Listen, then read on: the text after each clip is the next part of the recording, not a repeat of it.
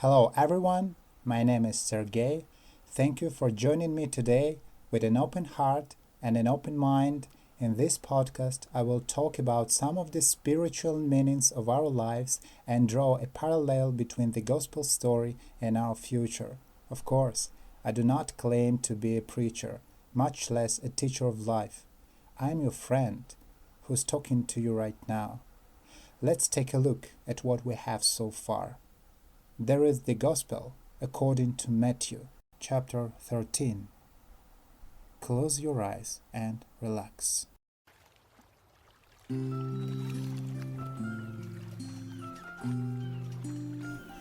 On that day, Jesus went out of the house and was sitting by the sea, and great multitudes gathered to him, so that he got into a boat and sat down, and the whole multitude was standing on the beach. And he spoke many things to them in parables, saying, Behold, the sower went out to sow. And as he sowed, some seeds fell beside the road, and the birds came and ate them up. And others fell upon the rocky places, where they did not have much soil. And immediately they sprang up, because they had no depth of soil. But when the sun had risen, they were scorched, and because they had no root, they withered away. And others fell among the thorns, and the thorns came up and choked them out.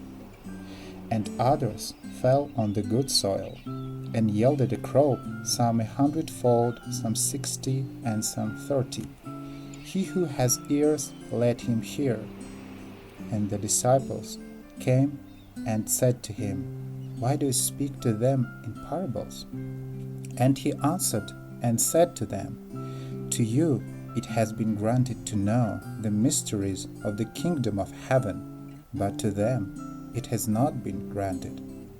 For whoever has, to him shall more be given, and he shall have an abundance. But whoever does not have, even what he has shall be taken away from him. Therefore I speak to them in parables, because while seeing they do not see, and while hearing they do not hear, nor do they understand.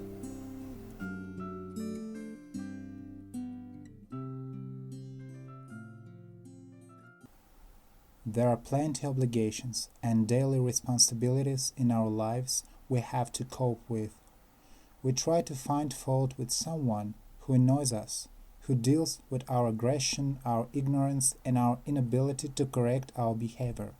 Instead of bringing out our best side, we often lose our temper and immediately blame anyone who dares to show their disagreement. It is better for us if no one can cite our incompetence and disregard for the norms of social behavior. It's like, don't touch me, or I'll touch you back.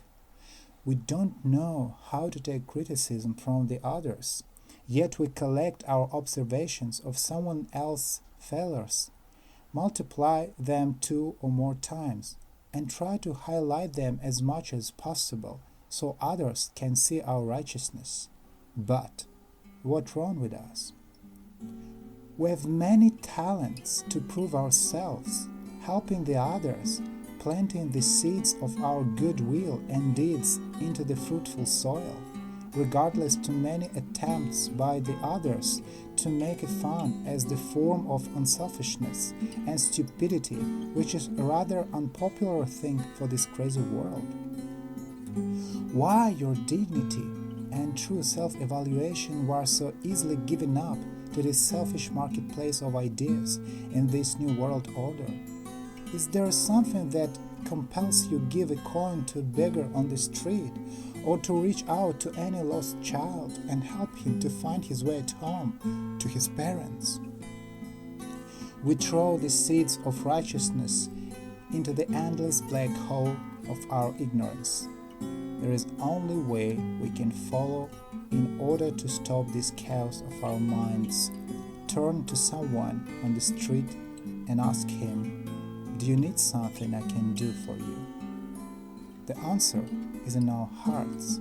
and the sooner you find it, the better for you.